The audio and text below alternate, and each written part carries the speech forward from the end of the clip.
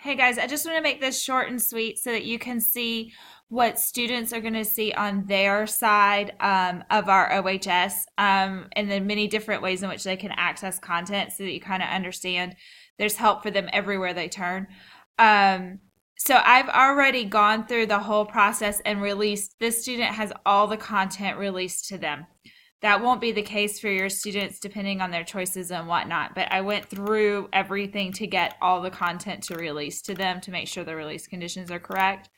So you can see as you move through, it looks a lot like what your OHS looks like right now. But know that when the student works through, they won't have things depending on their choices. But what I did want you to see is that I wanted you to see if the student clicks progress, which most of them do. Most students do not go into content and get to our content that way. They come here because they just want to do assignments. And so I trick them. So if they hit discussion and they're going here and they're like, oh no, I have to do this discussion post. When they click on it, notice here that the graphic organizer is all embedded for them, that they can download it and they can use the race template. So they have some prayer of a chance of being successful with the assignment. The same is true if they click quizzes. Once the quiz is released to them, I have them sorted out for them so that they can see. Now, remember, I have got this student released everything to him. Your student will not have everything released to him because you didn't go through the release conditions to make sure it worked. They will have what they need. I have them sorted into categories so they can see this is instructional cycle 1. When they click on the quiz,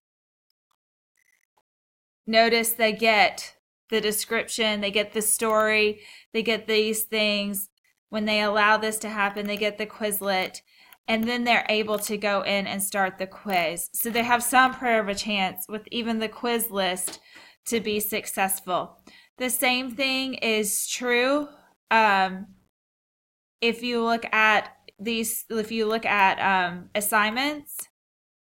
If they click on the drop box for the assignment, you'll notice they have instructions to tell them how to do the assignment all embedded here, so they don't have to click around. You're going to have a lot of your C students be successful with your course this way. They won't actually click into content. It tricks them into actually doing what you want them to do.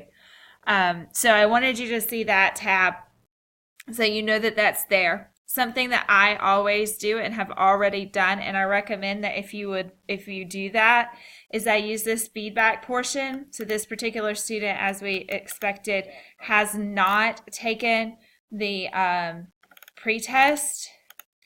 So I've already embedded a message to them here that says you have not taken the pretest and you can't access it.